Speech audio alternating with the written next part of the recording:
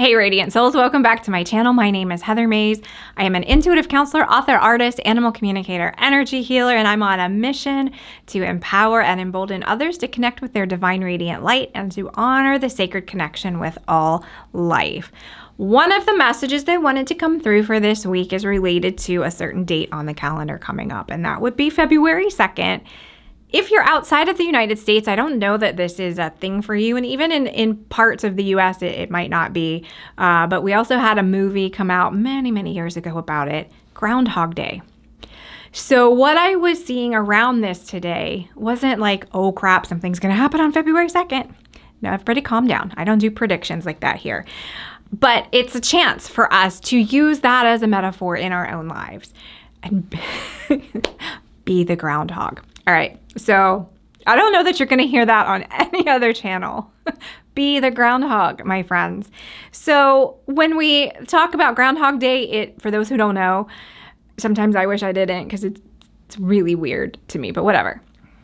It's a tradition in this town in Pennsylvania that a very well-loved, well-cared for groundhog is escorted out amidst a lot of pomp and circumstance. And if he sees his shadow, that is supposed to mean that we have 6 more weeks of winter. If he doesn't see his shadow, then it's spring. I don't know the fine details about it. I've never seen them interview the groundhog to say, did you see it or didn't you see it? So I don't know how that all works. But I do know what those two things are supposed to mean. Shadow, we got 6 more weeks of crap is basically what they're saying. It's going to be cold. It's going to be dark. It's going to be miserable. Ew, yuck. Shadow equals gross. Here's the thing. Here's where I want you to be the groundhog. Step out. When we do this ourselves, we step out of our own kind of present day or our own day-to-day, our own routines. And we're like, yeah, I'm ready. I'm going to do it. I'm going to bring it in. I'm going to do something. And we go, oh no, it's scary out there. And we duck back out and we turn on Netflix. We order DoorDash and we're like, okay, I'll try again later. Because that shadow, no. The message is we bring the light. You turn yourself, you walk a certain angle differently and you don't see a shadow. You choose to see the light. And even if you see the shadow, okay, have you seen groundhogs like on the side of the road? They're really just often, at least when I see them, they're just kind of vibing. They're like hanging out, eating grass and leaves and twigs and doing their own thing. And they are undeterred by all the chaos that's going by them. They're kind of zen-like in that, a little stubborn perhaps, but we'll call it zen-like. We can use both in our quest to be the groundhog. So this whole I see a shadow and it means that doesn't jive for me. It doesn't feel very groundhoggy when they are just kind of determined and relentless and tenacious. So be that version. Choose, even if you see the shadow, choose to work through it. Choose to alchemize it. Choose to walk around it and see where there is light because there can't be shadow without some kind of light. So be the groundhog.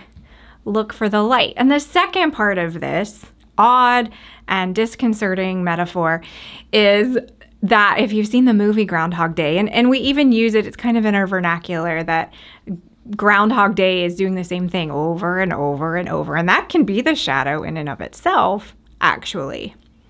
But if you're doing the same thing over and over and over and wondering, why isn't it here yet? Why isn't 5D? Why isn't my opportunity here, my relationship here? Why am I not moving forward? I feel stuck. Stop doing the same thing. Stop defining yourself in the way that you defined yourself yesterday. Change, shift. Doesn't have to be a huge thing. You don't have to get the tattoo, color the hair, do the new wardrobe, get the new car, any of that stuff. Little micro shifts in how you are behaving, acting, feeling, reacting, all of it. Stop doing the same thing day after day and expecting a different result. So that's, my little soapbox for Groundhog Day. that is coming up at the end of this week or in a couple of days. And, be the groundhog, but don't dive back into your den. I guess that's what they live in. I should note, around here, they live under people's like tool sheds and barns and things like that. Wherever, I think they're very opportunistic wherever they want to live. That's good too. See, they are thriving. They are resourceful. They're not going to be deterred by a shadow. Especially, here's the thing that's coming in from my team, a man-made contrived one. Like if we pull back a little bit on that perspective, and this is asking a lot of this tradition, I understand that, but if you look at it from kind of a macrocosmic level, that's all contrivance and pomp and circumstance and whatever to inform a group of people on how they should believe. Yes, it's dark. It's going to be winter. No, it's not. It's going to be spring. Who are you to say? Who are you, Mr. Groundhog? Who are you? The team of people behind the Groundhog. If you've ever watched it, when I said pomp and circumstance, it really is. So there's like a society. It's a whole thing. And if you're into it, I don't mean to insult it. From an outsider's perspective, it's a little odd. It's a little quirky, but hey, so am I. So, whatever floats your boat. But looking at it from that macro perspective, man, unplug. Just be the groundhog. Just do your own thing, my people. See the light. Choose to make the light, see the light, be the light. That's it for today. I hope you found it helpful. It was a little odd, a little strange rant, but we're cool like that. We can do that here. So I'll see you next time. Bye.